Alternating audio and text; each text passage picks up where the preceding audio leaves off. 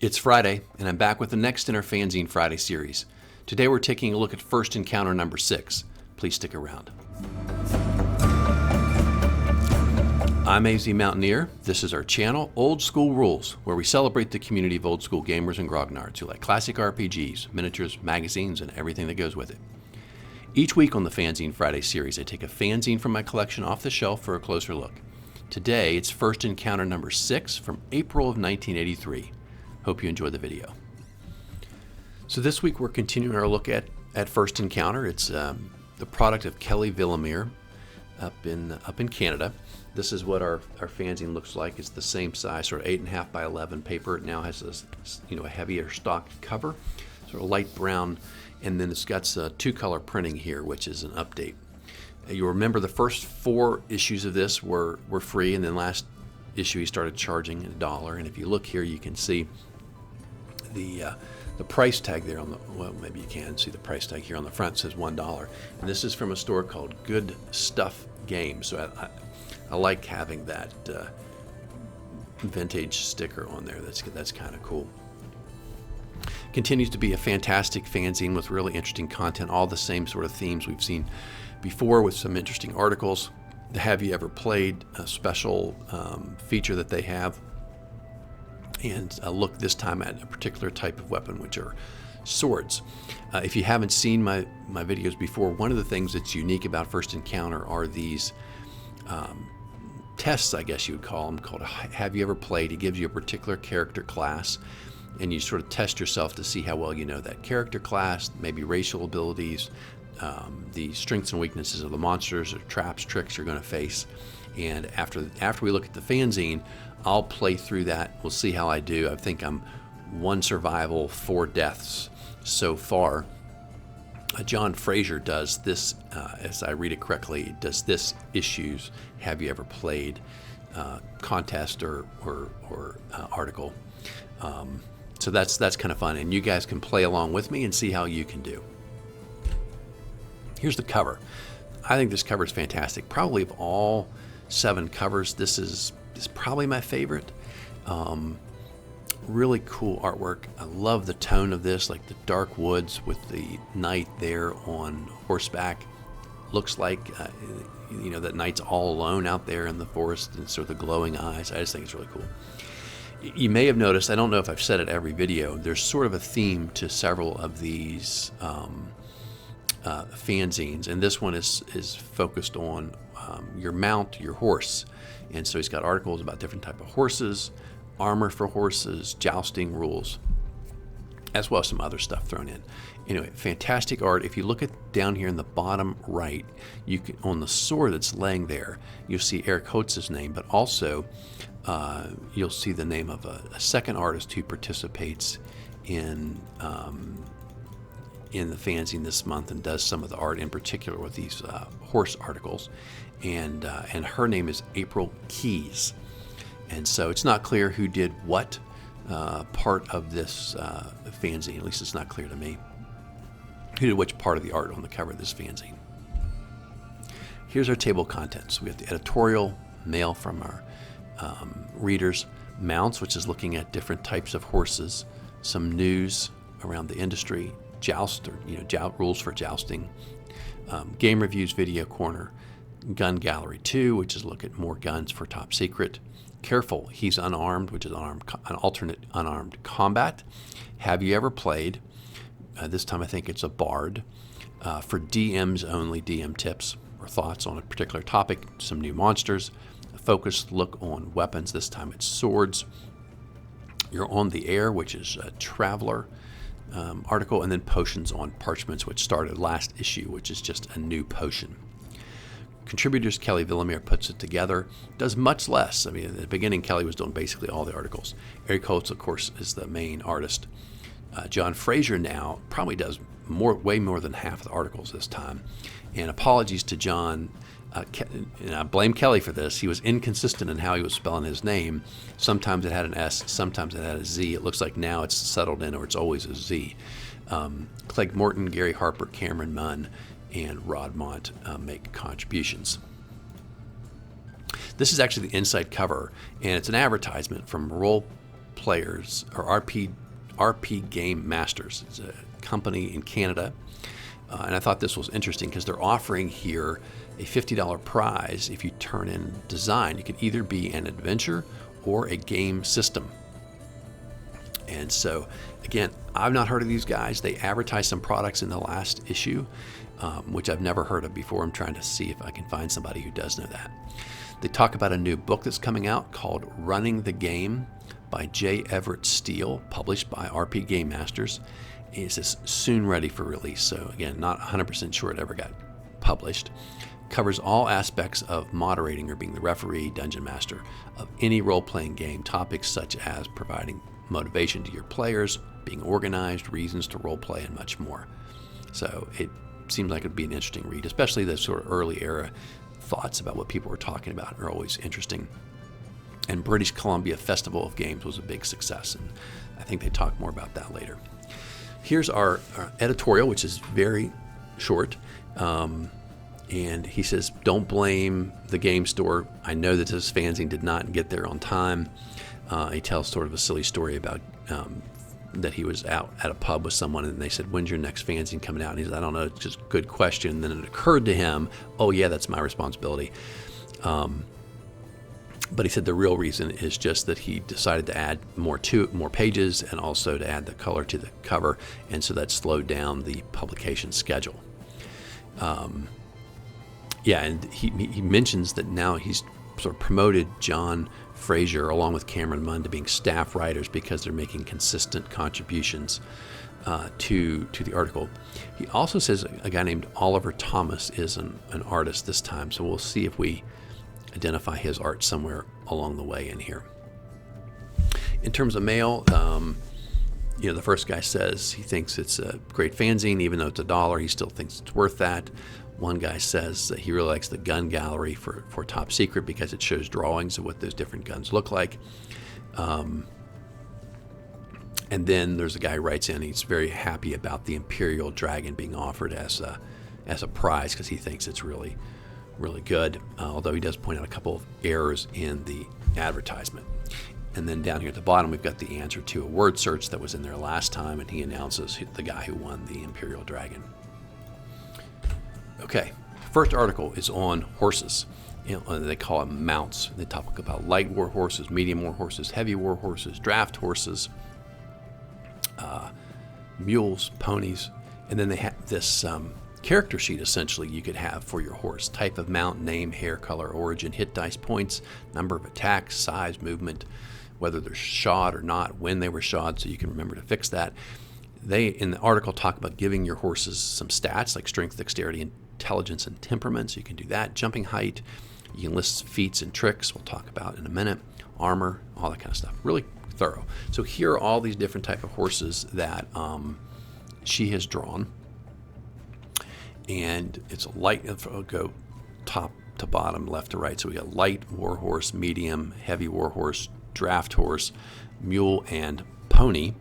And then she's got a Pegasus in there. Although I'm not sure they talk much about that in the article. Well, one of the things Kelly, as I mentioned, has in here are stats you would give your horse from 1 to 6, dexterity 1 to 12, and he's got different modifiers on things like jumping, standing up on your rear legs to hit with the hooves, strength obviously to pull things, to charge, run people over, that kind of thing. Information about jumping and horseshoes, and then he has these tricks that you can do, like coming under control, stopping when you're supposed to, being tied, just let your reins on the ground to be ground tied, attack on command, running other horses away, jumping, pulling things, biting things, kicking things, knocking down doors, jousting,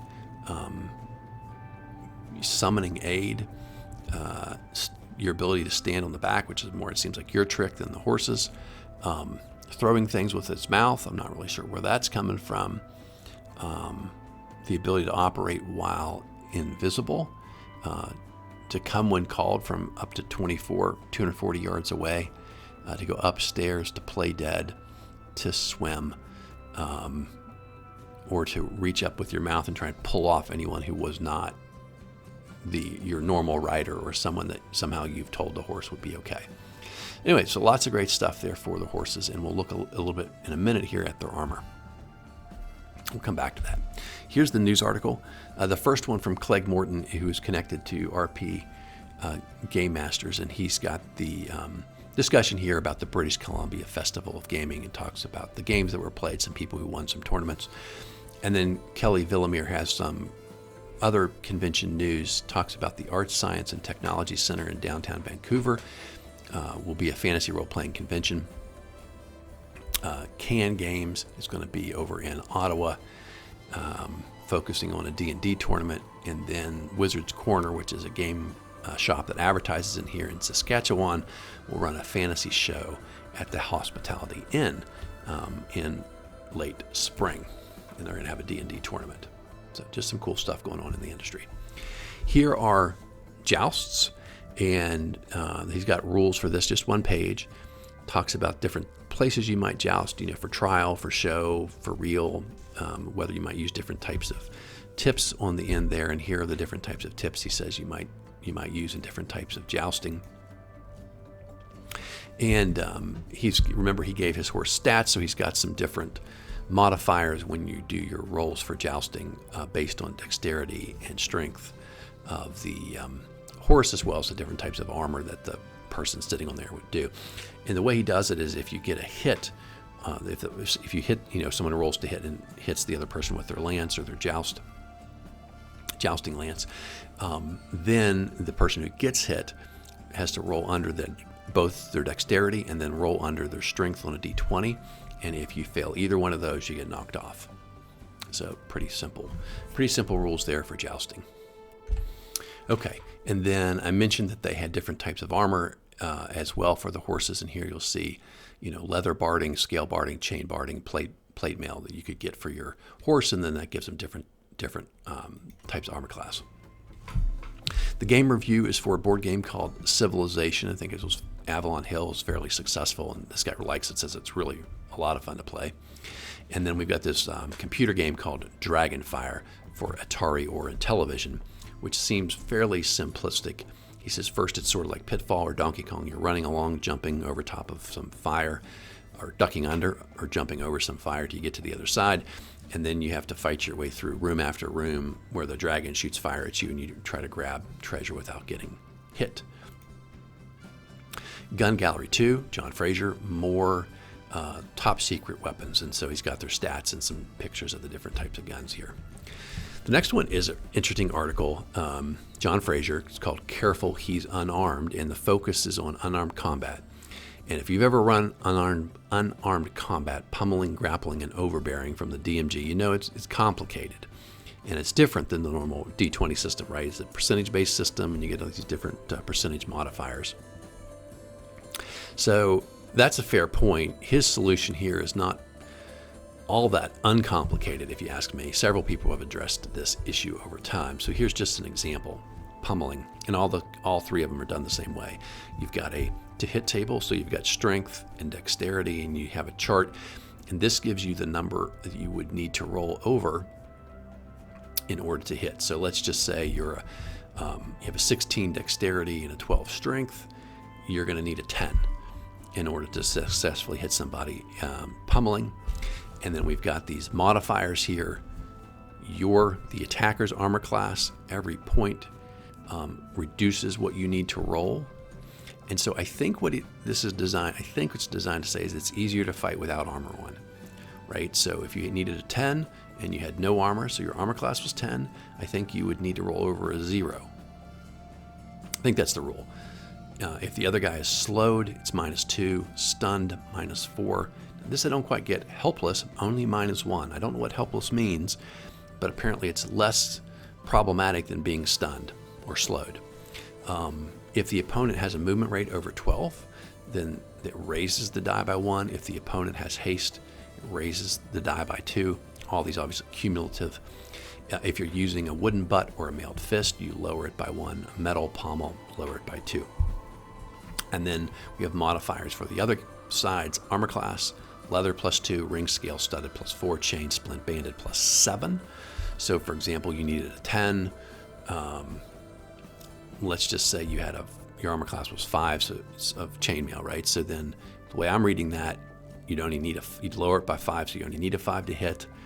But then he's wearing chainmail, so you add 7, right? So now we're back up to like 7, 12. You would need a 12 to hit. And then if he has a helmet, there's further, makes it harder for you to make successful attack with pummeling. So there you go. And then you roll your d20. Let's say in my example, maybe you needed a 12. If you hit, you roll a d20 for your damage. And he's got this chart. I'm not sure why he chose to do it this way, but a 1 does 12 damage and the guy's stunned for 2 to 5 rounds, 2 or 3, 10 damage, stunned for 1 to 4, 4 to 6, 8 damage, stunned for 1 to 2 rounds, and anything else does some decreasing damage but no stunning. And he has similar charts and tables for overbearing and for grappling as well. Obviously, instead of hitting, you put him in a choke hold or leg hold or whatever. So it's probably a little simpler than the percentage-based system in the DMG, but it's still fairly complicated. You're going to have to roll this out in front of you. I don't think this is the kind of thing, you could easily get used to and have memorized. All right, next section, have you ever played? And this time it's a bard infiltrating the Assassin's Guild. And I was curious about this and looked, I think this is the bard from the AD&D Player's Handbook, because this person is a fighter, thief, bard, level 7, level 8, level 12, 105 hit points. And so I've never played a bard. Nobody in my home campaign when I was growing up we ever played. It was take you forever, it seems like, to become a bard that way. So I have no idea what I'm doing. I don't have a high probability of success in my mind. John Frazer wrote this one, so I don't know whether he's as hard. Kelly's were really hard, I think, because I died first 4 times I tried it. Anyway, after we talk about the fanzine, we're going to play through this together. You guys can, like I said, all you need is to play along and keep track of your hit points. Okay. All right, for DMs only, Cam Munn once again writes an article for an issue for DMs to think about, and this time is the duration of spells that don't have a clear duration. As he says, things that are alterations or illusions. And he has thoughts on those. So continual light, other things like that, he basically says are going to continue as long as the caster is alive. Somehow, I guess when they die, their connection to the magic is broken. I'm not sure if I agree with that. Polymorph other, he says, again, that's permanent until it's dispelled. Whereas polymorph self, where magic user changes himself, it does have a duration. Illusions, generally, he also says, if cast on a thing, don't require concentration. They'll continue as long as that thing exists. His exception, phantasmal force, he says, requires the magic user to be able to see what's going on so that he can control the phantasmal force. And he is one odd one, which is dispel magic. And I share this because I don't think this is right at all. His comment is that dispel magic is permanent, and he thinks so. And remember, it affects a cubic area. And his idea is like that there's now a permanent anti-magic aura in that cube, like forever. He says maybe you'd want to change that to 1 day per level. I don't think it's like that at all. Always the way I read dispel magic was it dispels the magic that's in that area permanently, but only the magic that exists at the moment it's cast, right? He's got this example that someone comes along 200 years later, and in his example was flying, but goes through this cubic area and all their magic gets dispelled. And I just don't think that's the way the spell's written at all. I'm interested if anybody else has ever thought that it creates a permanent anti-magic zone. Put that in the comments down below. Let me read your thoughts and how you came up with that. But I've just never even heard of anybody thinking that's how that spell works. This is actually an advertisement for Dragon's Lair game store, and they have a little cartoon, and I thought they put all this effort into it. I would share it with you. It's called The Adventures of Rick and Gary. And the first fighter says, I don't like this place. Everyone here is a thief or a thug. And then his friend Rick, who's reading First Encounter number 6, says, don't worry, just don't get involved. Nothing will happen to you. He says, but Rick, and then there's this guy behind him getting killed. And Rick repeats, just don't get involved, as someone crashes into his chair. And then he says, Rick, those guys just walked off with your first encounter magazines. Now it's on like Donkey Kong, and Rick apparently he's walking back to the table after everyone else has been killed, carrying his magazines, because no one's allowed to steal first encounter magazines. They're pretty cool. I wouldn't let someone take mine either. New monsters. So these are new elementals, okay? And let's take a look at them one at a time. And he sort of has these as combinations of different, earth, air, water, and fire. The ice elemental is a combination of air and water. All these are sort of like, armor class 2, hit dice 8, 12, 16, like other elementals, and they do slightly different amounts of damage. This one does 4 to 24. He'll smack you with ice. The heat elemental, which he says in the description is actually like magma, but he looks a lot like he's fire here. Maybe just limitations of drawing, but he calls it a heat elemental. And anyway, it surrounds you, and you get burnt from the lava. We have the dust elemental, which he says is a combination of air and fire. I would have thought earth, but it's superheated, and it's gets around you, and you're buffeted by the superheat. Damage is 2 to 24. And then finally we have the vapor elemental, which is a combination, he says, of earth and water, and it surrounds you and essentially like a cloud, but suffocates you, doing 6 to 24 points of damage. All these things require a +2 or better weapon to hit. They're okay. I don't know that they're materially different than the elementals that we already have, but there you go. Then we have Kelly's article on weapons and swords. These are always really well done, and you have Eric's excellent drawing here to show you the different types of swords. So first we have the cutlass, rapier, two-handed sword, longsword, broadsword, bastard sword. Just different drawings to give you relative ideas about length, I suppose. Short sword, dagger, scimitar, blade, and grip. And that's all okay. But here's the really fun part. He's got a quiz. So just like the have you ever, here's another little thing to test you. All right, so let's play this quiz together. Oh, I forgot, here are the pommels. And he says, obviously, we have the ones with the spiky parts on them. And he says you should be able to do a little bit of bonus damage when you hit somebody in the head. Okay, here's our quiz. What's the difference between a knife and a dagger? Give you all a second to think about that. This is Kelly's answer. The knife has a single sharpened edge. The dagger has both edges and tapers to a point. Question 2. What are scabbards made of? A, steel, B, wood, C, ivory, D, leather, E, leather and wood, F, bronze. So this is, in fact, a trick question. According to Kelly, scabbards have historically been made of all these substances or materials. Which weapon can a druid use in AD&D? Short sword, scimitar, dagger. If you ever played a druid, you probably know scimitar. What's the handle of a sword made of, not including the tang? And he says historically they have been made of bone, horn, wood covered in silver wire, wood covered in copper wire, or wood with leather. Why do swords have deep lines grooved out in the center of the blade? Didn't think that was, you might have thought that was just decoration. He says, no. He says this is a design that allows the sword to absorb a lot of the shock so that it doesn't come all the way down to your hand. He said, if you don't believe me, go get yourself like a piece of rebar, crack it really hard on a rock to simulate hitting armor, and see if it doesn't shock your hand, maybe even make you drop the piece of rebar. If a man specializes in baldricks, what does he do?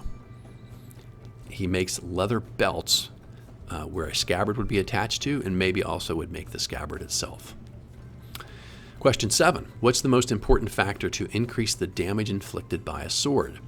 A, sharpness, B, width, C, strength, D, length, E, weight. And he says, while sharpness and strength certainly are important and are considered in the game Dungeons and Dragons, in real life, the real issue, length, is the thing that would create the most increase in damage. Number 8. What sword is also known as a hand and a half sword? And that would be the bastard sword, which has a longer handle, and you can get a hand and a half around there to use both hands to swing it harder. In AD&D, which cutting weapon does 1 to 8 points of damage against small, man-sized, or medium-sized opponents? 2 answers are correct: the long sword and the scimitar. In question 10, which type of sword do gnolls usually use? I have no idea what the source is. Maybe it's in the monster manual. A, long swords; B, two-handed swords; C, bastard swords; and D, broadswords. And according to Kelly, the answer is two-handed swords. All right, I did not personally do very well on that test. Maybe you guys did a lot better. You're on the Air is an article for Traveler talking about communications. I don't play Traveler, so I don't have much more to say about that. Then there's an article called Beware of Teeth for Top Secret, written by John Frazer, and he's just giving you stats and information to consider for different types of guard animals: Dobermans, German Shepherds, Great Danes, wolves, huskies, leopards, tigers, lions, cheetahs, falcons, and hawks. And then we have Potions on Parchment by Rod Mont, his new article. And this one is the Potion of Sleep. Save versus poison at -4, fall into slumber for 3 to 12 turns. A sip gives you a +2. Only taking a sip gives you a +2 on that save. And then he also gives you the recipe: tongue of cockatrice, crushed gems, garnets or agates, pinch of white sand, chip of bark from a wild woodbine, balm leaf, and crushed root from an auroch. He even gives you a recipe here and tells you how to cook it all up. But bottom line is you get this powder, and of course the powder could be sprinkled on food or put into any type of liquid and stirred up to create the potion. He's very creative. I appreciate it. Here's the rear cover. Really awesome, right? Not only is the artwork by Eric Holtz awesome, but here, the Land of the Lizards. Here's something I really want to play. Pretty sure they didn't create this one, just like the last one we talked about. Unfortunately, I am going to try and track someone down and see if, I think John Frazer is who had written or supposedly working on this product. Coming soon. And if you look really closely at the bottom, I think it looks, the plants make the word lizard down there. Anyway, this one looks really cool. My son saw this last night. He's like, wow, Dad, that looks like a really fun adventure. Yeah, it does. There's a few of those out there where you see the coming soon and you really wish the adventure had been fleshed out. So that's it for first encounter number 6, or look at the fanzine first encounter number 6. Hope you guys have enjoyed the video, and if you stick around, then we are going to do the playthrough of the Have You Ever for this particular fanzine. Play along with me. Get out a piece of paper so you can keep track of your hit points and your choices, and we'll see how we do. Okay, let us dive into Have You Ever Played? Have you ever played a bard infiltrating the Assassin's Guild? As they say every time, you're going to give a description and you're going to have some choices.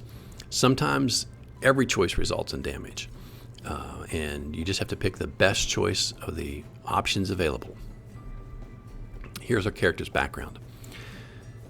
Northrunner, the fighter thief bard, level 7, 8, 12, alignment neutral good, 105 hit points. Leather armor, cloak +2, supplies are rope, water skin, weapons, broadsword +3, and 2, apparently non-enchanted, throwing daggers. Strength 16, dexterity 18, intelligence 14, wisdom 17, constitution 12, charisma 17. Magic items. The Kanaith Mandolin, which will cure serious wounds, dispel magic, protection from lightning 10-foot radius, each 1 time per day. Spells known. Fairy Fire ×2, Entangle, detect snails and snares. Snails. Detect snares and pits, speak with animals, cure light wounds. Obscurement ×2, warp wood, call lightning, cure disease, tree, neutralize poison, control temperature, 10-foot radius. Special abilities. Charm 53% plus 25% with your mandolin, which is a total of 78%. Legend lore 75%. Transform into a bird, reptile, mammal 3 times per day. And as his note is, at the end of each of these encounters, if you want, you can utilize one of your cure abilities. Cure light wounds will give you 6 hit points back. Cure serious wounds will give you 14 hit points. It says here, I think this one's by John Frazer. All right, here we go. As you walk through the gates of the city of Orlo, your rumbling stomach informs you of your hunger. Food is plentiful in this settlement, but to get food you need gold, and you have none. Judging from the intensity of the hunger pangs you're suffering, you'll need a lot of gold. Unfortunately, you have none on you, but you do have your mandolin, which was awarded to you for achieving the highest grade in your college last year. You step into the nearest tavern and find a place to sit down, clear your voice, strum your instrument. People begin to gather around, and a song lifts from your lips, backed by the enchanting and melodic enchanting melody emanating from your mandolin. Your song carries through beautifully as usual, and the people applaud with vigor. Coins are tossed to your feet in appreciation of service. You begin to count the reward as people disperse back to their tables. 79 gold pieces. There's no way that's what you're getting. You're getting like 6 copper pieces. Anyway, what a take, and for one song. As you begin to decide what to do, an elderly gentleman approaches you. With anxious eyes, he seats himself at your table and begins to speak. Correct me if I'm wrong, but are you not a bard? You nod your head in reply. Then, bard, you are in the best position to help me. My name is Ka Teal, and I am the merchant chancellor of the city. Only a few days ago, my daughter Aurora was kidnapped by members of the Assassin's Guild.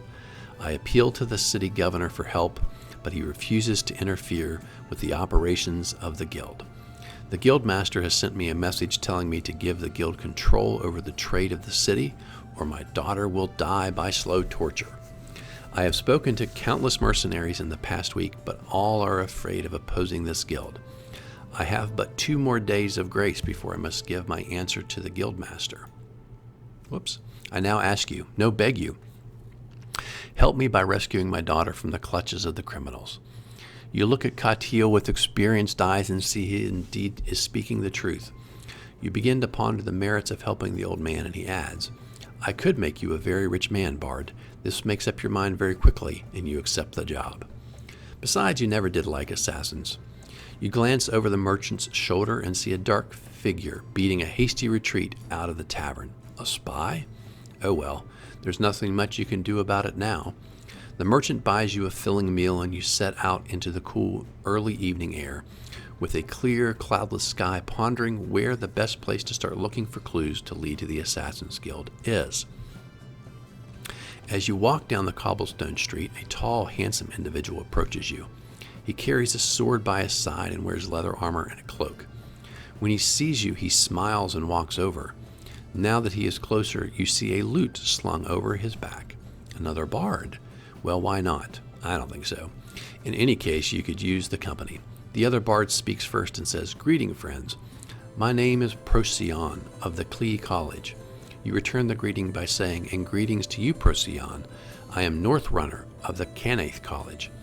Procyon smiles and says, Where are you headed? I have heard rumors of your deal. Would you like some assistance? At this friendly offer, you proceed to waste this goon with your sword. Cast control temperature and fry him by raising the temperature to 150. Attempt to charm him with your singing and suggest that he should kill himself. Trust the brave, kind fellow and let him help you. Let him help you, but stay wary with your hand on your sword. Cast obscurement and escape. Cast entanglement on him and make him talk. Cast call lightning and blow him away. Cast fairy fire and attack with your sword. Throw a dagger and run. Well, this guy's an assassin in disguise. I think there's 0 chance that that's not what's happening. I think I cast entanglement and make him talk, because otherwise I don't know what I'm supposed to do. All right, this is probably a bad idea, but let's see what happens. Well, I made it to the first encounter and I died. Entanglement only works near plants. Well, and in fairness, they told us about the cobblestone. I guess that was supposed to be on purpose. All right, here we go. Attack with your sword, 15 hit points. Control temperature and raise it up to 150 and kill him. Fries him, no damage. So that was a great idea. Suggestion to kill himself negates the spell, so then it doesn't work. You die. Trust him. Bard's never associated with another bard of a lesser college. He's an assassin and you're dead. Let him help you. You take 30 hit points because you were wary. Obscurement, run away. That works. Entanglement, you die. There's no storm here, so the call lightning won't work. Fairy fire and attack, 5 hit points and defeat him. So that was a great idea. Throw a dagger and run away. 20 hit points as he throws daggers after you. Good grief. All right, well, we'll see how many times I'll die. After this disturbing encounter with the bard, you proceed down a side road, enter the city slum area. The smell is appalling, and you swallow carefully, setting your stomach at ease. As you walk past various ramshackle huts, a trio of ragged beggars approach and grovel at your feet. Though you are compassionate, you decide not to involve yourself with these paupers. More beggars begin to gather, and eventually you have over 30 wretches following you. You ignore them, and they begin to get angry, picking up rocks as they go. Seeing yourself in dire straits, you decide you better do something. You run like mad, give them 30 gold pieces, fight them with your sword, call lightning, control temperature, freeze them, cast entangle, charm them with your music and suggest there's a box of gold 50 feet behind them, then run away. Cast fairy fire and attack, throw a dagger and run away, throw a dagger, then fight. Well, the numbers are going to overwhelm you, it seems to me.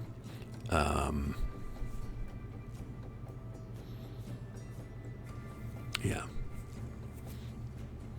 So I think I try to charm them. I'm a bard, right? Let's do bard stuff. Run away, 10 hit points from stone throwing. Give them 30 gold pieces. That'll work if they don't fight anymore. Fight with your sword, 12 hit points. Try to use call lightning. There's no storm. Take 20 hit points, then run away. Freeze them. That'll work. Entangled works near plants, and there aren't any, so take 15 hit points. Charming them works. No damage. There we go. Fairy fire, 6 hit points. Throw a dagger, run away, 8 hit points. Throw a dagger, fight with your sword, 10 hit points. All right. So, second time around, I'm in great shape. As you leave the slum, you're welcomed by a delicious smell of roasting fowl. You're entering the common quarter of the city and walk up to the tavern with the odor coming from the doors. You decide to enter the bar to see if you can find anything about the Assassin's Guild. As you open, a short young man bumps into you and says, "Excuse me, stranger, I've had too much ale." He's pickpocketing you. You smile without turning to watch him go. That's a mistake. The man was obviously a thief and inept at that. You knowingly feel for your pouch, which isn't there any longer. An inspiration hits you and you decide to follow the thief. Perhaps he can lead you to a clue. As you trail him silently down winding streets and alleys, you sense someone watching you. Suddenly, you find yourself surrounded by a trio of thieves. These fellows, in contrast to the one who filched your pouch, look competent. Each has an arsenal of well-worn daggers strapped across their chests. They are obviously there, but seem to be flitting about in the shadows. One of them speaks up in a commanding voice. "Okay, pal. If you don't want to get hurt, hand over your stuff. Slowly." You decide to hand over your sword, dagger, cloak, and mandolin. Run. Cast fairy fire on them and make them more visible and attack. Cast control temperature and fry them. Cast obscurement and run. Run after throwing a dagger. Cast obscurement, then run. Cast warp wood at thieves' weapons, probably all metal. Charm with your music and suggest that you are too dangerous to attack. Cast entangle.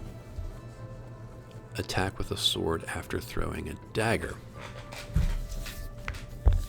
You know, this seems, so far reading the results, they love this control temperature spell, which I don't really remember, but seems like it's actually fairly cool, though I don't know who it works on or doesn't work on. I guess it killed that assassin, right, in the first encounter. Um,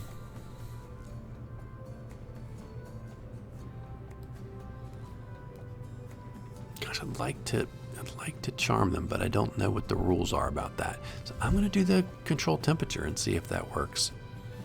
Right?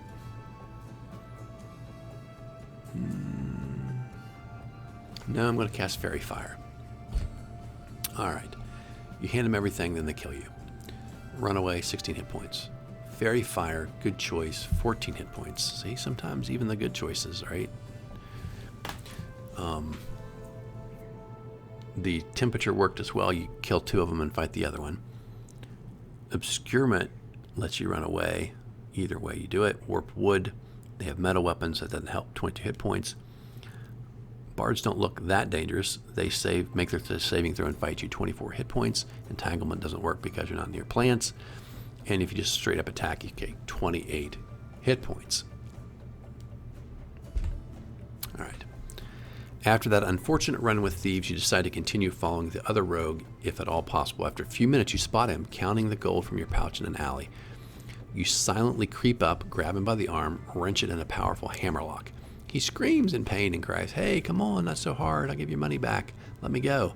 You take the pouch and strap it back onto your belt, all the while holding him in the lock. Now you say in a menacing voice, "I want some information, and if you don't tell me what I want to know, I'll break every bone in your body. Understand?"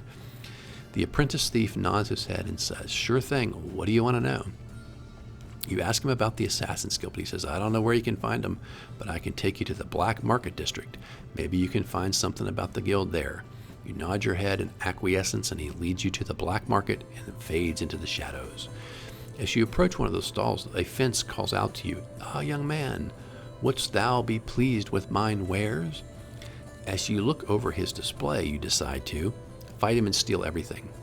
Buy a flask for 10 gold pieces, buy a second flask for 16 gold pieces, buy a third flask for 22 gold pieces, buy 6 throwing daggers for 10 gold pieces, buy a scroll for 29 gold pieces, buy another scroll for 31 gold pieces, buy another scroll for 39 gold pieces, buy the 4th scroll for 10 gold pieces.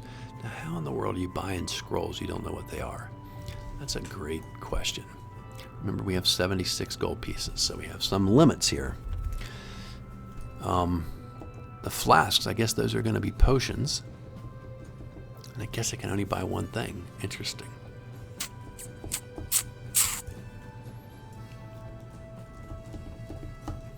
Well, I like a scroll, so let me buy the scroll for 39 gold pieces. All right. If you attack him, he has bodyguards, and you get killed. The second potion is healing. The third potion, serious wounds. The 4th, poison antidote. Daggers. The scroll would be obscurement, control temperatures. No. Hold on. First scroll is missing. So we don't know what that is. I think. So you get an obscurement spell, control temperature spell, cursed scroll die instantly, find nothing happens. So I think I get the control temperature. I don't know, but that's what I'm going to say. All right.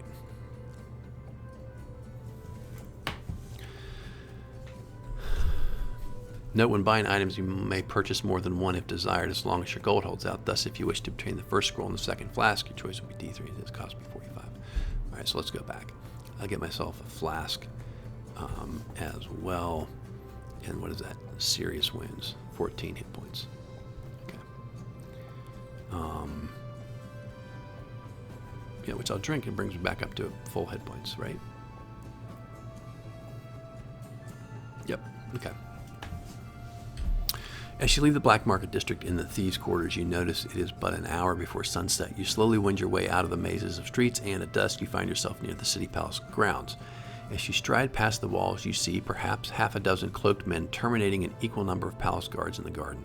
Assassins. You make up your mind quickly and decide to assist the guards. Then you proceed to cast Fairy Fire on the assassins and attack. Throw a dagger, attack with a sword. Attack with a sword. Call lightning, control temperature, and freeze them. Charm them with your music. Cast Entangle. City Palace grounds.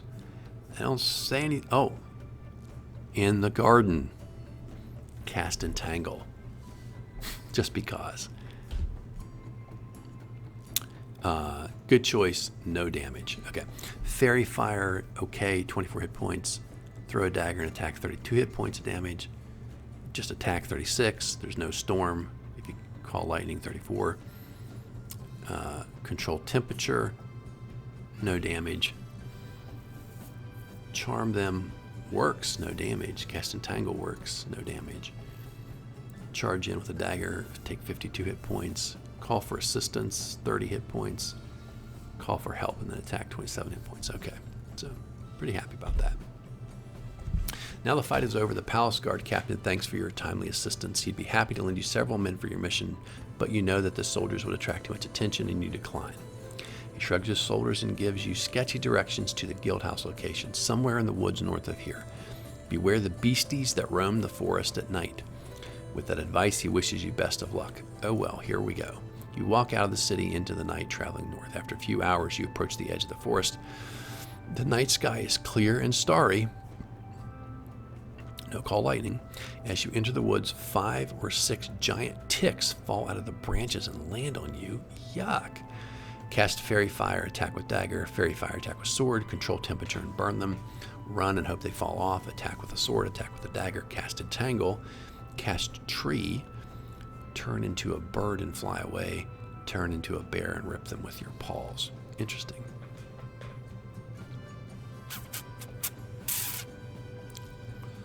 I have no idea what that tree spell does. I'm going to do control temperature. Whoops. You fry him, no damage. That's very potent according to Mr. Frazer. Okay. Fairy Fire, 25 hit points. If you attack with a dagger, 17. Attack with the sword. The spell works. Wishful thinking. You're dead if you try to run away. Do attack with your sword, 27 hit points. Attack with your dagger, 42 hit points. Entangle, you tangle yourself and you get killed. Tree works and they just fall off. Birds don't have much blood. You get killed. And the bear is vicious but effective. You still lose 20 hit points. You rid yourself of the ticks. You walk into the forest. Almost immediately you enter a hilly clearing. Feel raindrops splattering your face. Clouds rumble, blocking the moonlight. Blast it. What a time to be left in the dark. In the distance you hear the baying of wolves, but this is blocked out by the growl of thunder. Suddenly a flash of lightning erupts, followed by a clap of thunder. In the moment when the sky lit up, you saw a pack of wolves running down the hill towards you. Knowing that you may soon be dog food, you will speak with animals, talk your way out of it. Cast Fairy Fire, attack. Cast Entangle and attack. Cast Call Lightning, absolutely. Cast Tree and hope they ignore you. Turn into a wolf and run with the pack. Control temperature to fry them. Cast Entangle and run. Turn into a bird to fly away. Cast Obscurement and fly away. Man, this is set up so well for Call Lightning. You got to use that, right? No damage. All right. Fairy Fire. One wolf will stop, the others fight. 64 hit points. Fairy Fire. Or speak with animals. One will stop. Fairy Fire, 27 hit points. Entangle, 23 hit points. Call Lightning, kills them, no damage. Cast Tree and hope they ignore you. That works, no damage. Turn into a wolf to run around with them. That works, and you get 10% of your hit points back. Damage recovered. Control temperature. The wolves avoid you until the spell runs out, and then they attack. 30 hit points. Cast Entangle, run away. That'll work. Turn into a bird and fly away. That will work. And you remove 50% of your damage. And cast Obscurement, run away. That also works. The storm was torrential, but left a thick cloud cover. The last encounter was strenuous. You sit down heavily on the slope of the nearest hill. A leathery feeling appendage rubs your bare arm and neck. You whirl around, sword drawn, up on your feet in one smooth motion. Behind where you were sitting, you spot a large toadstool-like fungus creature with flailing tentacles. Your knowledge of flora comes in use and you figure out in horror that the toadstool is a violet fungus. You decide to neutralize poison on yourself and kill the fungus with your sword. Cast Obscurement, run away. Cast Cure Disease and attack, throw a dagger, then a sword. Cast Fairy Fire and attack. Cast Cure Disease and run. cast neutralize, poison, and run, turn into a lion, cast call lightning, control temperature, and frowns. So I think we're supposed to know there's something bad about having already been touched, right? And they make a point of telling you it touched your bare skin. I don't know what it is. I'm going to guess it's poison. So I cast neutralize poison, and I don't know why I would attack that thing. I just run away. So that's choice 7. Rotting is a disease, not a poison. Well, I died again.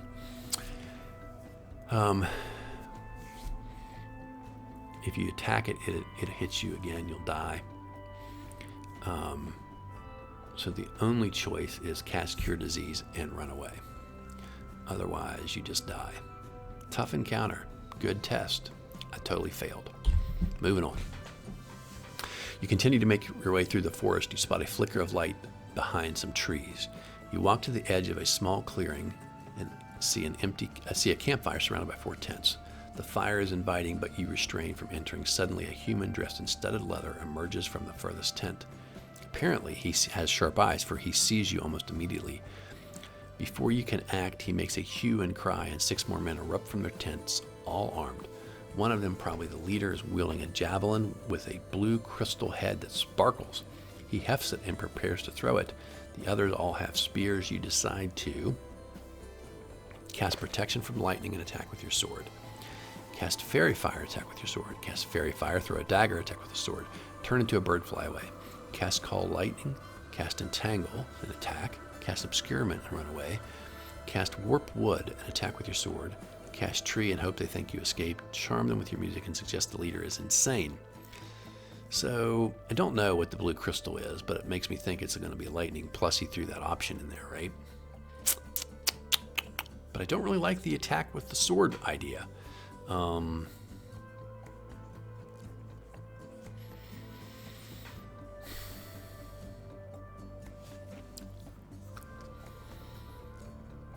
So I will turn into a bird and fly away. Good choice. Cast protection from lightning. Protects you from the javelin of lightning, and then you only take 12 hit points defeating everybody. Fairy fire, 30 hit points. Fairy fire, throw a dagger. Then attack, 20 hit points. Turn to a bird, 26 hit points.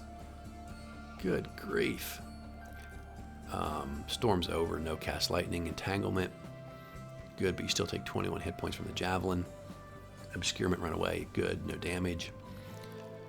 Warp wood, attack with a sword, only get hit by the javelin, 21 hit points of damage. Cast tree, doesn't work, they chop you down. 30 hit points, 39 hit points. And charm the men. The leader doesn't like it. He hits you with his javelin, ruins your spell, 31 hit points. All right, so best choice was that protection from lightning. I knew you put that in there for a reason. All right, what did I take? I tried to fly away, so I took 21 hit points. No, 26 hit points. But removes 40% of damage for transforming. So I was at full, other than dying twice. All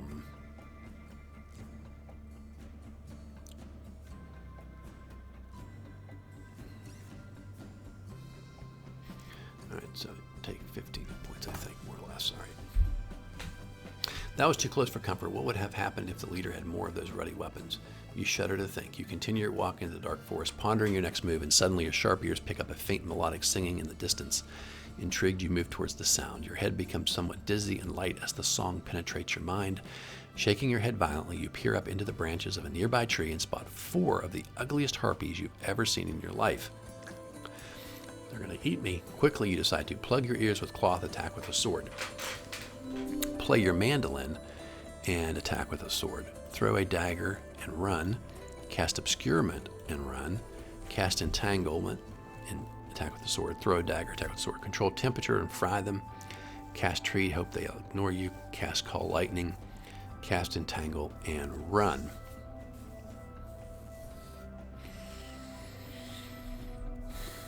Well, I'm not sure what the mandolin would do for me here, if I can counter their charm or not.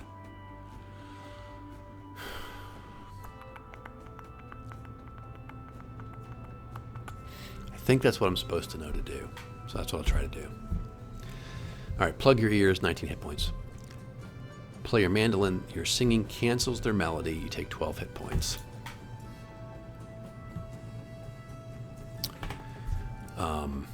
Obscure and run. They fly and catch you. Entangle. Let's see. Throw your dagger and run. They catch you. 26 hit points. Cast obscurement. Run away. They can see you. Take 24 hit points. Cast entangle and attack. 21 hit points. Throw your dagger and attack with your sword. 24 hit points. Control temperature. They keep their distance. Let the spell fade. Then they attack you. 26 hit points. Cast tree. Doesn't work. They already saw you. They rend you. 25 hit points. Call lightning. Suddenly works again. That's interesting. And cast entangle. Run away. You entangle 2 of them. The other 2 fight you. 22 hit points. Interesting, because I think a minute ago call lightning wasn't going to work, and now it does again. And I didn't see any clues to that. All right, so it is. Of course, of all creatures one would have to fight, harpies can be disgusting. Egads, do they ever fight dirty? Haha. Dropping thick, gooey bombs on you. Haha. You're so lucky that ogres don't fly. Further and further you go, deeper and deeper into the wilderness. You begin to wonder whether the forest has an end to it or not when a sound intrudes on your thoughts. The sound of hooves on the ground echoes through the forest, and you remember that this is bandit territory. You aren't about to forget the incident with the javelin of lightning.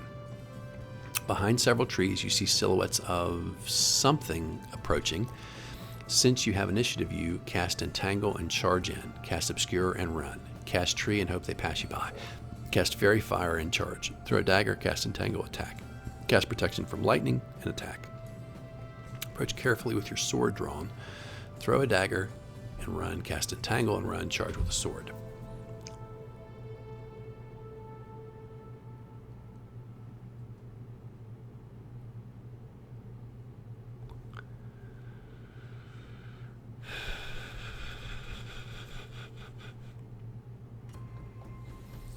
Cast tree.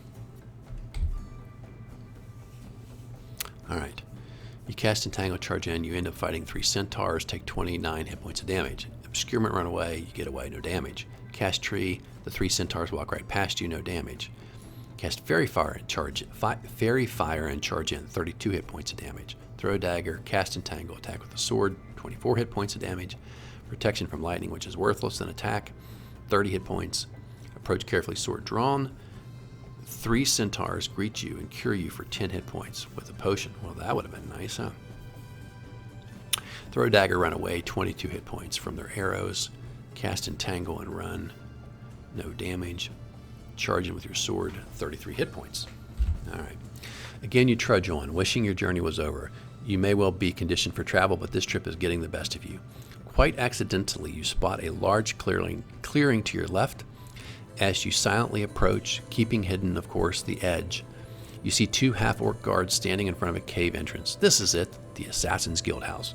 But you still have to deal with these guards. You act fast and decide to cast obscurement and run past them into the Assassin's Guild. Charge with your sword, cast entangle, run past them. Cast tree if they spot you trying to sneak in, and continue if they turn away. Throw a dagger at one, attack with a sword. Call lightning and fry them. Cast entangle, throw a dagger, attack with a sword. Ask them to take you to the guildmaster. Charm them with your music and suggest they hate each other and should fight. Control temperature and freeze them. I think it's control temperature. That seems to work a lot. Let's see what happens. Obscurement, run past. They can't see the obscurement. Even with the infravision, you sneak past. That would have been the best choice. Charge, 20 hit points. Cast entangle, 12 hit points. Try to sneak by them, cast tree, they see you, 28 hit points. Throw a dagger, attack with a sword, 18 hit points. Call lightning, now the storm's gone, 25 hit points. Cast entangle, take 8 hit points. Cast entangle, throw a dagger, that is, take 8 hit points. Ask them to take the guildmaster. Why do you do that? They just slay you if you ask to go to the guildmaster. Charm them. They do as you suggest and you take no damage. They would fight each other. Okay. So the control temperature freezes one, but the other attacks. So 15 hit points, that's 63. You hurry through the cave entrance and stride down a passage. It ends abruptly, opening into a large cavern.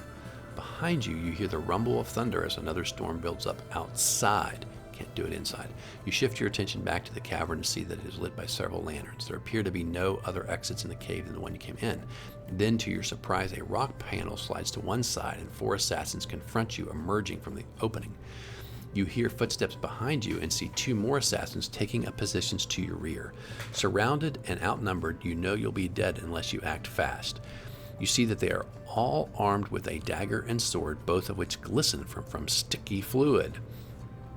You decide to call lightning and make the cave collapse. That would be on me too, plus I'm not sure how that works. Show them you're a man, hack away. Cast neutralize poison or drink an antidote and attack with your sword.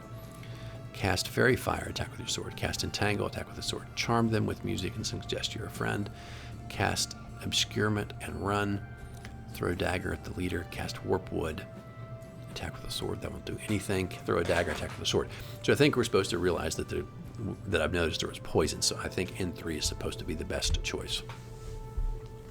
All right, call lightning, as I thought. Does not work because you're inside and you get killed. Attack them, you get killed. Holy crap.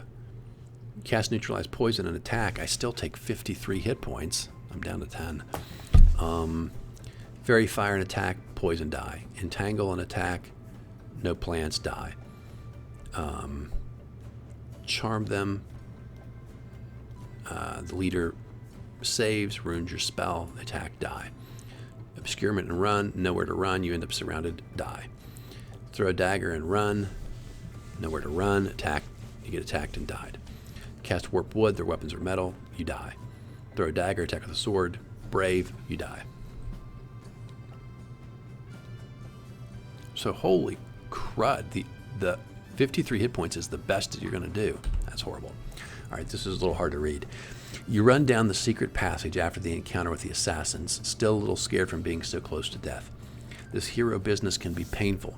Oh, I heal myself with everything I've got, which gives me, 14 and 6 is 20, so I'm back up to 30. That's the best I can do. Okay.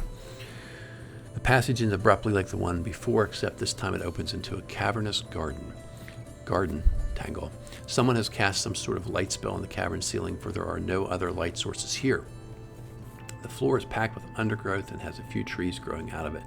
At the other end of the cave is a person, definitely female, judging from the curves hung on wrist shackles. This must be Aurora. Near the end of the mission, you're impatient to get to her, so you decide to detect snares and pits and run to her. Prod ahead with a sword. Cast obscurement and run to her. Rescue her, turning into a tree if anyone shows up. Call lightning to kill the plants. Sprint in, grab her, and run out. Run in, entangle anything that approaches, and rescue her. Cast warp wood on the trees and rescue her. Cast fairy fire so you can see her and rescue her.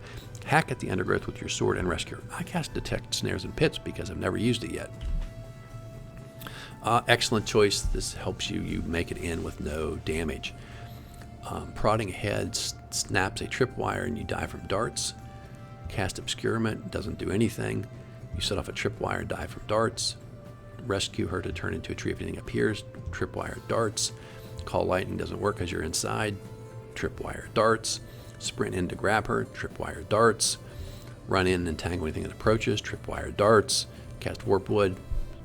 You get the picture. Tripwire, darts. Cast fairy fire. Tripwire, darts. Hack the undergrowth with your sword.